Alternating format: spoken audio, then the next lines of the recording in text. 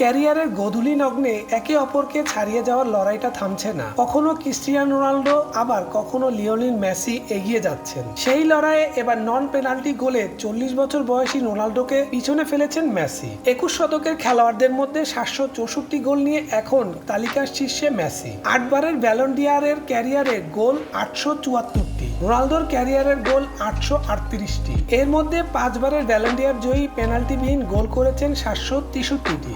Record ভাঙতে CR7 থেকে 166 match কম খেলেছেন অ্যালান টেল। মেসি রোনালদোর পরে শীর্ষ 5-এ বাকি 3 হচ্ছেন রবার্ট লেভানডস্কি 615 গোল, লুইস সুয়ারেজ 537 গোল, জালাতান ইব্রাহিমোভিচ 488 গোল। রোনালদোকে পিছনে ফেলার দিনে রেড বুলসের বিপক্ষে জোড়া গোল করেছে মেসি। তার জোড়া গোলে ম্যাচের প্রতিপক্ষের বিপক্ষে 5-1 ব্যবধানে জয় পেয়েছে ইন্টার মায়ামি। এ নিয়ে মেজর লিগ সকারে খেলা সর্বশেষ 7 ম্যাচের মধ্যে 6টিতেই জোড়া গোল করেছেন মেসি। শুধুমাত্র 6ষ্ঠ ম্যাচে গোলের দেখা পাননি 38 বয়সী এই প্লে মেকার।